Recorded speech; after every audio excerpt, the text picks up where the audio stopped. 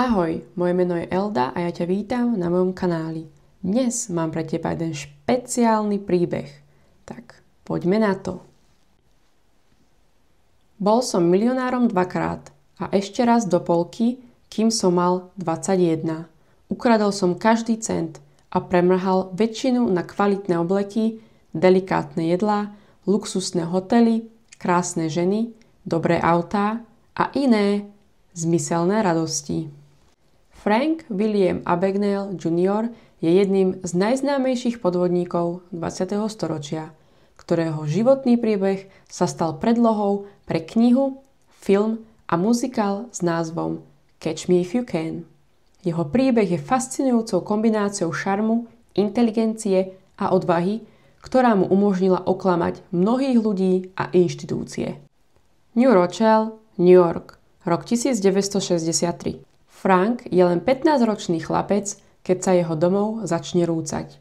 Rodičia sa rozvádzajú, otec, kedysi úspešný podnikateľ, pomaly klesá po spoločenskom rebríčku, až skončí ako obyčajný poštár.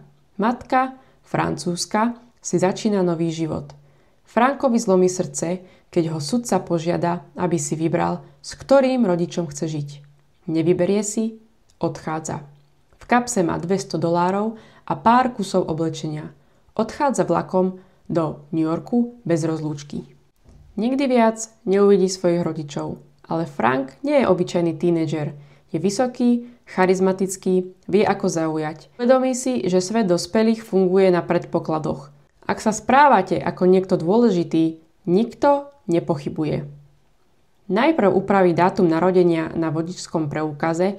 Zo 16-ročného chlapca sa stáva 28-ročný muž. Začína s malými šekovými podvodmi, pár dolárov denne. 2 transakcie, tu, 3 tam. Banky nič netušia, ale Frank chce viac. Túži po rešpekte, po ilúzii úspechu, po živote, ktorý si myslí, že mu patrí. Jedného dňa sedí na letisku a pozoruje pilotov spoločnosti Pan Am. Uniformy, rešpekt, autorita. Zatelefonuje do centrály spoločnosti a predstiera, že je pilot, ktorý stratil uniformu. Nechá si ušiť novú, vyrobí si preukaz pomocou loga z modelu lietadla, predstiera, že píše článok pre školské noviny, aby získal insider informácie o pilotoch. A stáva sa Frank Williams, pilot Pan Am.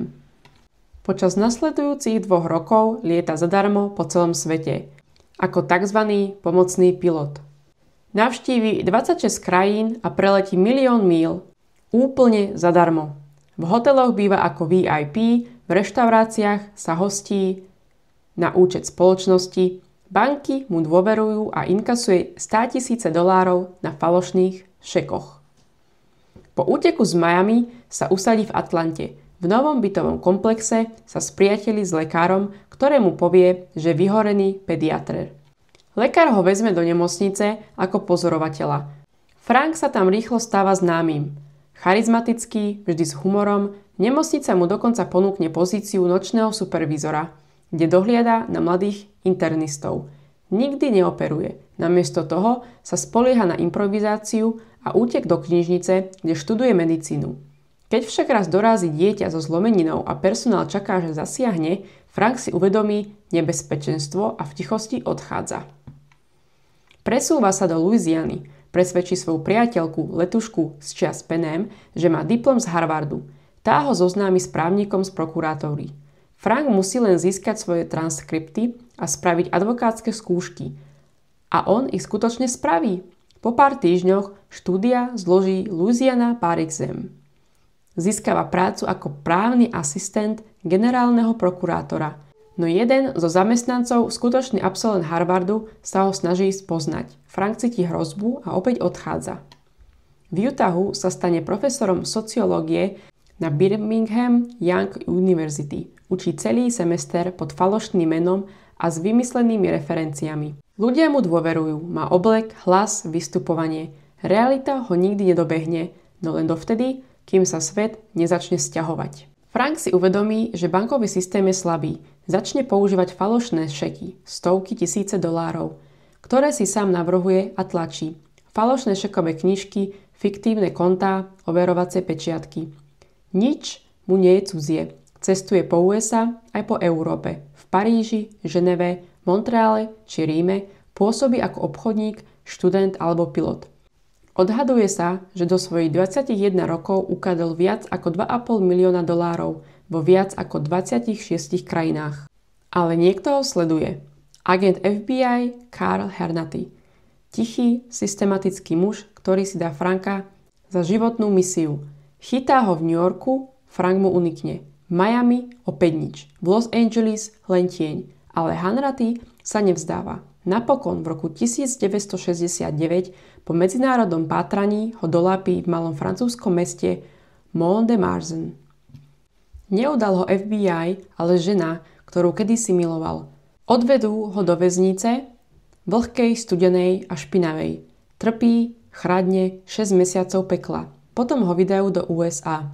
V Atlantskom zadržiavacom centre presvedčí strážcov, že je inšpektor väzníc. Vďaka dômyselne vytvoreným vizitkám a telefónnym číslam, ktoré smerujú na verejné automaty, kde čaká jeho priateľka, opustí väznicu cez hlavný vchod. Zmizne. O mesiac neskôr ho však chytia pred hotelom v New Yorku.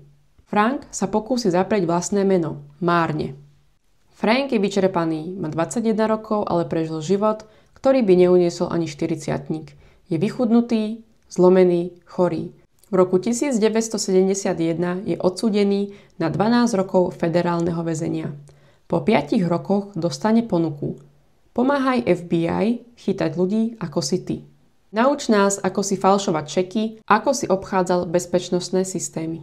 Bez platu, bez nároku na slobodu, len s možnosťou vykúpenia. Z agenta a Franka sa stávajú kolegovia a časom aj priateľstvo, ktoré trvá celý život. Z väzby ho podmienečne prepustia po 5 rokoch, založí vlastnú firmu, začne prednášať pre FBI, banky, korporácie. Namiesto podvodov pomáha vytvárať ochranné systémy. Jeho minulosť sa stáva legendou. Napíše knihu s názvom Catch Me If You Can, ktorá sa stane bestsellerom. V roku 2002 príde filmová adaptácia. Leonardo DiCaprio hrá jeho postavu. Frank sa medzitým stane manželom, otcom 3 synov, majiteľom bezpečnostnej firmy a špičkovým konzultantom v oblasti prevencie podvodov. A keď sa ho pýtajú na najväčší úspech? Nie peniaze, nie sláva. Bolo to, keď môj najstarší syn doštudoval právo a stal sa agentom FBI.